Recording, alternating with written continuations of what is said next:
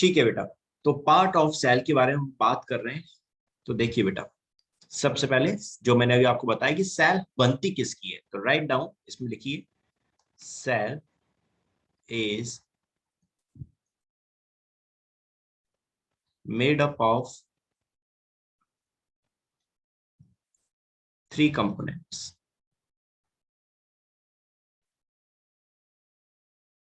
It is made up of 3 components. आपके 3 चीजों से मिलकर बनी है, जो मैंने अभी आपको बताई। क्या? पहला सबसे पहले पार्ट जो आता है that is cell membrane. The first one is cell membrane.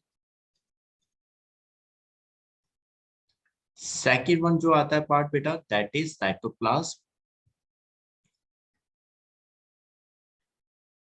ठीक है, cytoplasm that is also called matrix.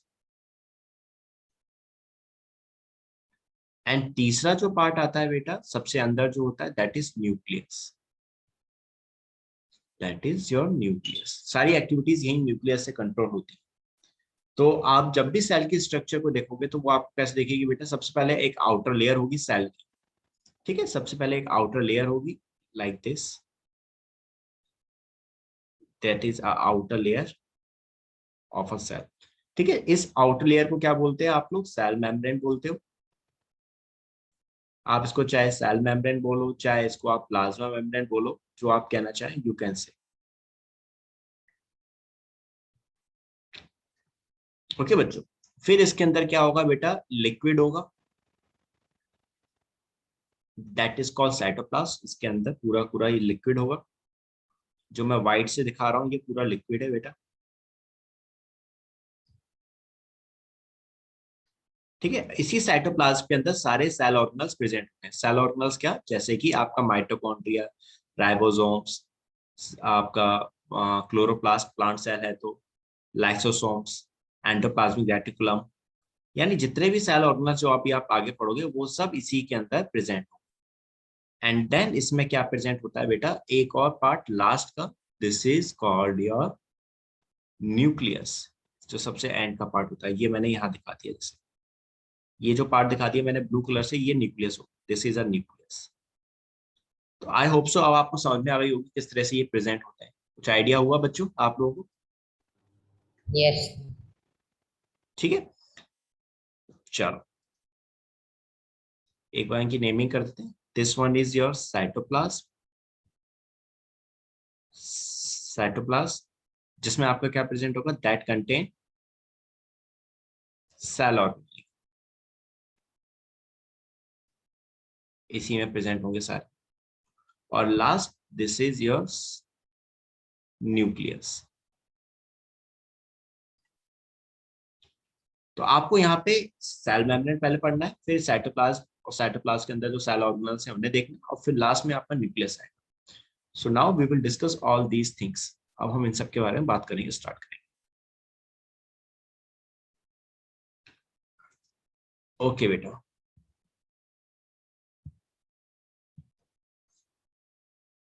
ठीक है बेटा, देखो हमने अभी देखा हमारी सेल के 3 components. There is 3 components of your cell. सबसे बाहर आएगा that is cell membrane which is called plasma membrane.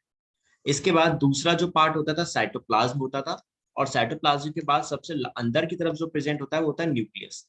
तो ये सबसे अंदर होगा, और इसके आपके सेल मेम्ब्रेन के बाद आएगा साइटोप्लाज्म, दैट इज जिसमें आपके सारे सेल ऑर्गेनल्स होते थे। और nucleus that is called director of the cells. मैंने अभी आपको एक बात बोली थी कि जितनी भी एक्टिविटीज कंट्रोल होती हैं वो सारी आपका न्यूक्लियस कंट्रोल करता है, इसलिए हमने इसको डायरेक्टर ऑफ द सेल कहा। और न्यूक्लियस को फाइंड आउट किसने किया था? रॉबर्ट ब्राउन ने किया था। किस प्लांट के अंदर? दैट इज ऑर्चिड प्लांट के अंदर। न्यूक्लियस के अंदर क्या प्रेजेंट होता है? आपका जेनेटिक मटेरियल। जेनेटिक मटेरियल बोले तो इसमें क्या प्रेजेंट होगा बच्चों? दैट इज डीएनए प्रेजेंट होता है। अब बात समझ में आई मेरे बच्चों की क्यों ये आपका डायरेक्टर ऑफ द सेल कहा जाता है? Because it contain the genetic material, that's why. Clear बात? मेहुल, विकास, हर्षित, नित्या? यस। Yes sir.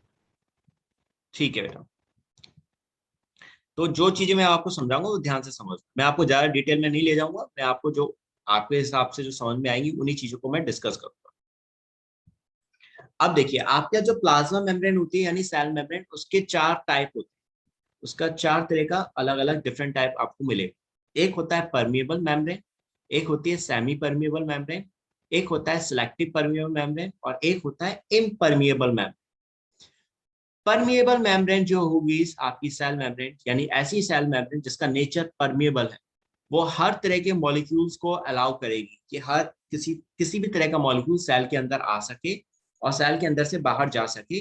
तो ऐसी मेम्ब्रेन को हम क्या बोलते हैं, आपकी सेल मेम्ब्रेन को, that is permeable membrane. Semi permeable membrane जो कुछ ही मॉलिक्यूल को सेल के अंदर आने देगी और कुछ ही मॉलिक्यूल को सेल के अंदर से बाहर जाने देगी। सिलेक्टिव परमिएबल मेम्ब्रेन जो अपनी रिक्वायरमेंट के हिसाब से, सेल की रिक्वायरमेंट के हिसाब से मॉलिक्यूल्स को क्या करेगी, अलाउ करेगी कि वो सेल के अंदर आ सके। अगर सेल के अंदर किसी मॉलिक्यूल की जरूरत है तो उसको अलाउ करेगी कि तुम अंदर आओ, अगर उसकी जरूरत नहीं है तो उसको सेल के अंदर नहीं आने देगी। और इम्परमिएबल मेम्ब्रेन ऐसी मेम्ब्रेन जो किसी भी मॉलिक्यूल को सेल के अंदर नहीं आने देती, ना ही अंदर से बाहर जाने देती। कुछ बात समझ में आई बेटा? इसको फिर से रिपीट करूं अदरवाइज?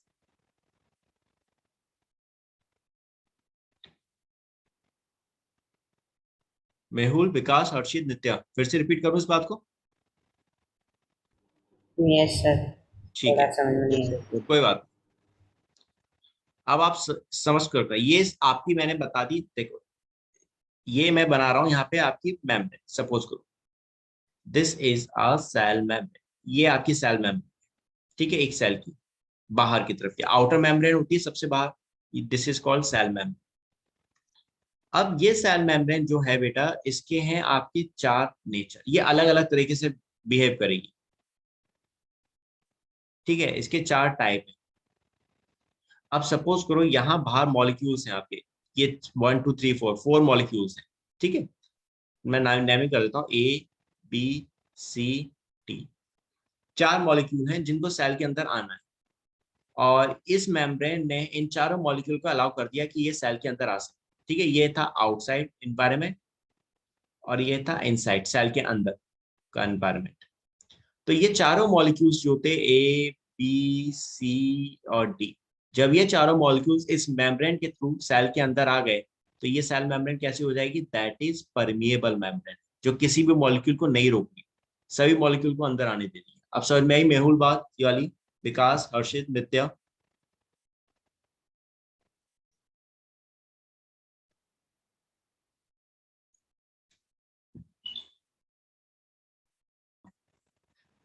सेल मेम्ब्रेन का काम क्या होगा, सेल मेम्ब्रेन के थ्रू ट्रांसपोर्टेशन हो, मॉलिक्यूल्स जो सेल के अंदर आएंगे, सेल के अंदर से बाहर जाएंगे, वो सारे सेल मेम्ब्रेन के थ्रू जाते हैं। So cell membrane helps in transportation. Okay, got it बच्चों? Yes sir. ठीक है, यस यस ठीक है बेटा।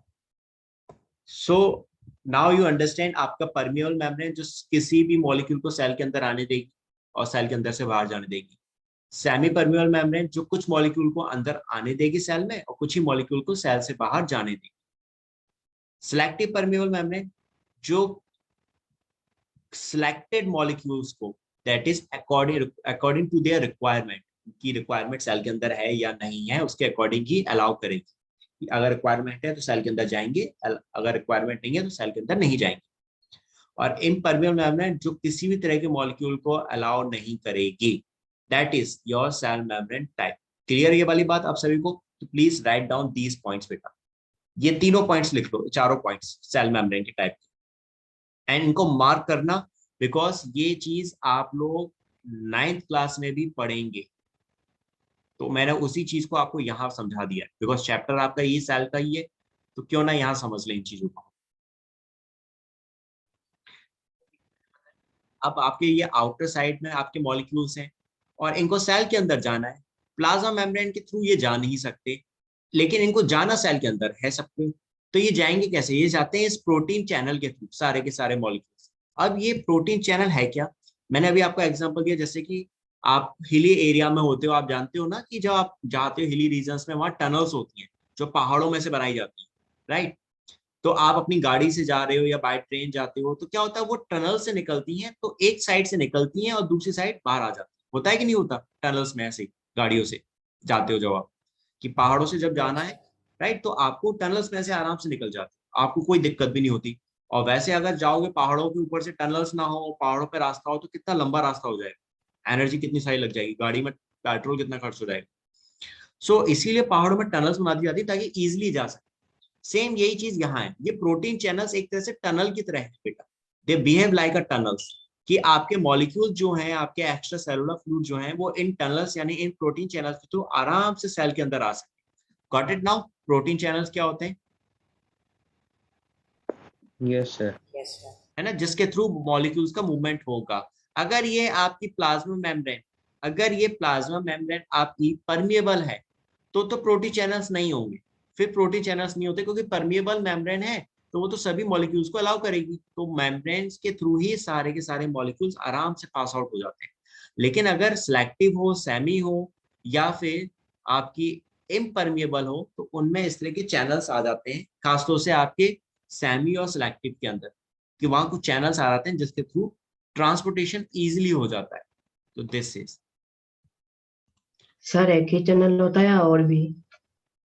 ऐसे बहुत सारे चैनल होते हैं बेटा, बहुत सारे, not only one, a lots of channel are present in a plasma membrane. Got it? Yes sir. चलो अब आ जाओ इसी में, राइट डाउन। आपकी सेल मेम्ब्रेन के बारे में हम बात कर रहे हैं।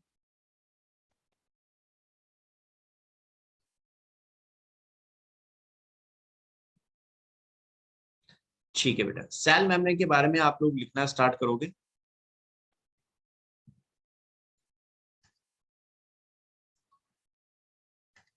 राइट डाउन बेटा। मैं आपको डिटेल में इतना नहीं दूंगा वहां पे, क्योंकि आई नो वो चीज अभी आपके एकदम से समझ में नहीं आएगी, बट जो चीजें समझ में आएंगी वो चीज हम जरूर डिस्कस करेंगे। Write down the first point in cell membrane, लिखो इसमें बेटा, that is the outer boundary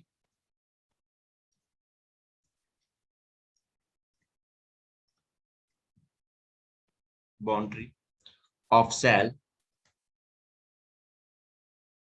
enclosing nucleus and cytoplasm। यानी साइटोप्लाज्म के चारों तरफ सेल मेम्ब्रेन होगी, एज वेल एज आपके न्यूक्लियस के चारों तरफ भी सेल मेम्ब्रेन होती है। न्यूक्लियस के चारों तरफ जो सेल मेम्ब्रेन होती है उसको हम न्यूक्लियो मेम्ब्रेन कहते हैं, that is called nuclear membrane, is called cell membrane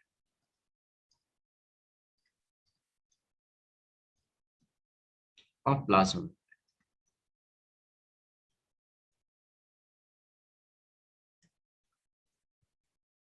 and plasma membrane. Okay, आपने सेल के चारों तरफ, आपके साइटोप्लाज्म के चारों तरफ जो होगी layer, that is called cell membrane या प्लाज्मा मेम्ब्रेन, और न्यूक्लियस के चारों तरफ जो मेम्ब्रेन होती है that is called nuclear membrane, that is called nuclear membrane. This is your, ठीक है। Now write down next point, the cell membrane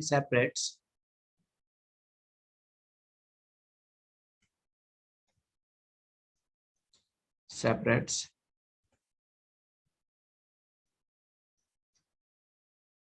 cells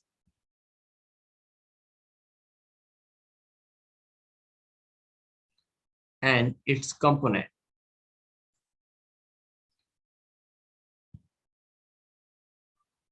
and its components from the outside environment,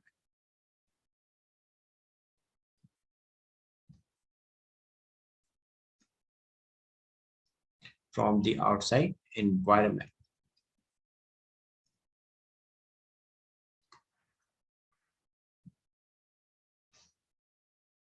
Also it separates cells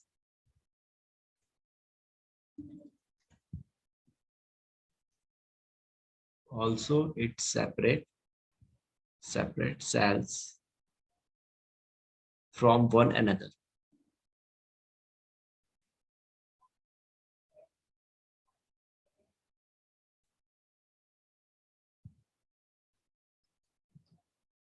from one another। Next, the cell membrane is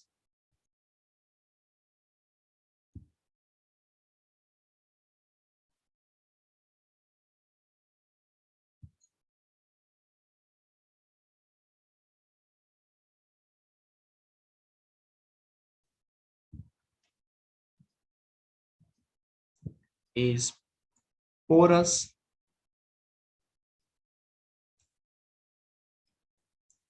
to specific ions.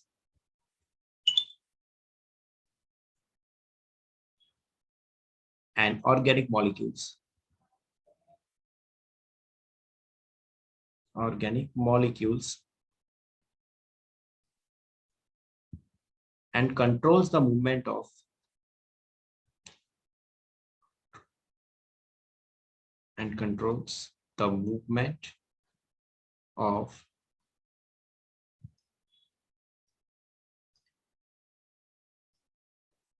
substances.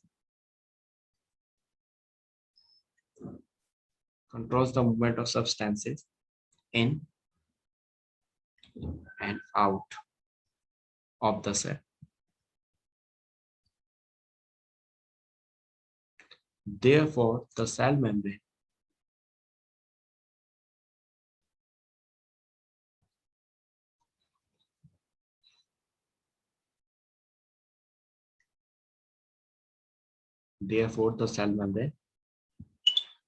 is selective permeable. Is selectively permeable. Okay बेटा, ये line मैंने आपको समझा दी है, एक बार पहले इसको समझ लो फिर लिखिएगा। ये पॉइंट हमने डिस्कस करा हुआ था। मैंने अभी आपको जस्ट इससे लास्ट स्लाइड में मैंने आपको प्लाज्मा मेम्ब्रेन का डायग्राम दिखाया था, याद है ना? उसमें प्रोटीन चैनल्स देखे Yes, थे sir. आपने, उसमें लिपिड प्लाज्मा मेम्ब्रेन की बाई लेयर देखी थी, एक ऊपर की तरफ प्रेजेंट होती है आउटर लेयर और एक इनर लेयर थी, ये सब आपने देखा था। तो यहाँ यही चीज बताई गई है कि प्लाज्मा मेम्ब्रेन कैसा होता है, पोरस होता है। पोरस का मतलब, do you know the meaning of porous? Mehul, Vikas, Harshit? Sir छेद वाले। एग्जैक्टली बेटा, छेद। यानी कि आपके सेल मेम्ब्रेन में थोड़ी थोड़ी जगहों पे क्या होते हैं, छेद होते हैं। पोरस का मतलब होल होते हैं, छोटे छोटे। और इन होल से आपके स्पेसिफिक आयंस, आयंस का मतलब मॉलिक्यूल्स हैं, आपके स्पेसिफिक मॉलिक्यूल्स जो होते हैं वो पास होते हैं। तो इस तरह से जो आपकी सेल मेम्ब्रेन होती है वो क्या करती है, that control the movement of substances in and out. यानी आपकी सेल्स के अंदर और सेल्स के बाहर से जो भी मूवमेंट होगा वो सारा का सारा कंट्रोल, यानी वो सारा का सारा मॉलिक्यूल्स का ट्रांसपोर्टेशन कौन कंट्रोल करेगा, आपके सेल मेम्ब्रेन कंट्रोल करेगी। बात समझ में आई? मेहुल, हर्षित, विकास, ये वाली? Yes, sir. अभी हमने डायग्राम जो देखा था उसमें क्या देखा था, एक्स्ट्रा सेलुलर फ्लूइड्स होता है, यानी आपके बाहर सेल के बाहर जो फ्लूइड था उसमें जो मॉलिक्यूल्स थे वो सारे आपके प्रोटीन चैनल्स के थ्रू अंदर आ रहे थे। तो आपका प्रोटीन चैनल क्या कर रहा है, उन मॉलिक्यूल्स के मूवमेंट को कंट्रोल कर रहा है। वो एकदम से सबको नहीं आने दे रहा, धीरे धीरे सबको अलाउ कर रहा है। ऐसी सेम अंदर से बाहर भी अगर मूवमेंट होगा सेल में तो it will also control by the cell membrane. तो सेल मेम्ब्रेन का काम मैंने जो अभी बताया था कि ट्रांसपोर्टेशन में होता है, उसमें प्लस आपको ये और जोड़ना है कि ये ट्रांसपोर्टेशन को कंट्रोल करती है। ट्रांसपोर्टेशन तो करेगा ही करेगा मॉलिक्यूल्स का, इसके थ्रू होगा ही होगा, but it will control the movement also. और यहाँ क्या बोला, therefore the cell membrane is selective permeable. यहाँ सिर्फ आपको एक ही नाम दिया कि आपकी सेल मेम्ब्रेन कैसी होती है, सिलेक्टिवली परमिएबल होती है। It is your selectively permeable membrane, right? Cell membrane के बाहर की तरफ प्लांट्स में एक आउटर स्ट्रक्चर और होती है जिसको हम सेल वॉल कहते हैं। आपने नाम सुना ही होगा सेल वॉल का, which is present in plant, cellulose की बनी होती है, right? Mehul, Harshit and Vikas, cell wall का नाम सुना है ना? Yes, sir. Yes sir. Right. yes sir, तो ये सेल वॉल जो होती है ना बच्चों, याद रखना, सेल वॉल जो होती है प्लांट की सेल वॉल जो होती है बेटा, ये होती है परमिएबल। ये परमिएबल होती है नेचर वाइज। ये किसी भी मॉलिक्यूल के मूवमेंट को नहीं रोकेगी। कोई भी मॉलिक्यूल इसके थ्रू अंदर आ सकता है और अंदर से बाहर जा सकता है सेल। लेकिन सेल वॉल के जस्ट आफ्टर प्रेजेंट होती है सेल मेम्ब्रेन। तो ये बेटा ये सेल मेम्ब्रेन एक चेक पॉइंट की तरह काम करती है। It will behave like a check point. Check point समझ में आता है ना, जहां पर भाई आपकी पुलिस वाले खड़े होते हैं और वो चेक करते हैं हर एक गाड़ी को, और देन उसके बाद वो अलाउ करते हैं कि भाई किस गाड़ी को अंदर आना चाहिए। जिसपे उनको डाउट होता है उस गाड़ी की पूरी ढंग से चेकिंग करते हैं। तो ऐसी ये सेल मेम्ब्रेन है आपकी चेक पॉइंट। सेल वॉल किसी मूवमेंट को नहीं रोक रही है, सेल वॉल किसी मॉलिक्यूल को नहीं रोकेगी। कोई भी मॉलिक्यूल सेल वॉल के थ्रू अंदर आ जाएगा आराम से, लेकिन उसकी जो चेकिंग होगी वो सेल मेम्ब्रेन करती है। इसलिए इसका नेचर कैसा हो जाता है, सिलेक्टिव परमिएबल हो जाता है। बात समझ में आई है बात? Yes. Right because sir.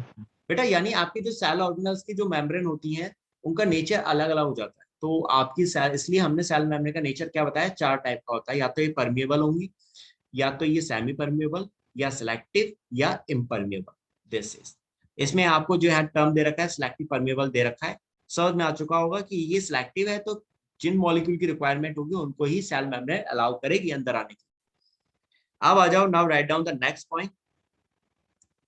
Cell membrane में it gives shape to the cell, it gives shape to the cell. Then इसके बाद next point, in plant cell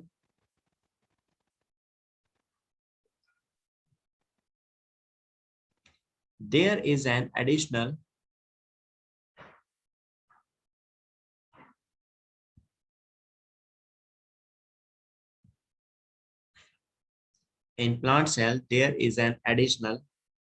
thick layer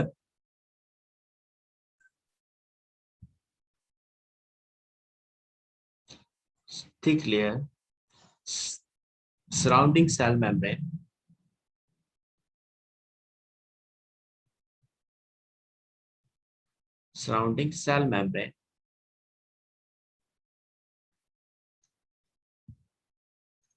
called cell wall। जो मैंने आपको बताया कि आपके प्लांट के अंदर क्या होगा कि सेल मेम्ब्रेन के चारों तरफ भी एक और आउटर स्ट्रक्चर होगी, एक आउटर लेयर होगी, जिसको हम क्या कहते हैं, सेल वॉल कहते हैं। ये थिक होती है, it is thick in nature, मोटी होती है काफी, लेकिन ये हमेशा मोटी नहीं होती। जब ये स्टार्टिंग में प्लांट बन रहा होता है, छोटा सा प्लांट होता है वो, जब तो उसमें सेल वॉल पतली होती है, लेकिन जब वो मैच्योर होने लग जाता है तो उसकी सेल वॉल थिक हो जाती है। गॉट इट मेहुल, हर्षित, विकास, ये लाइन समझ में आ गई ना बेटा, 5th point? Yes, sir. Yes, sir. ठीक है, अब आ जाओ नेक्स्ट पॉइंट। नहीं, इसी में कंटिन्यू करना, not a next point. The cell wall gives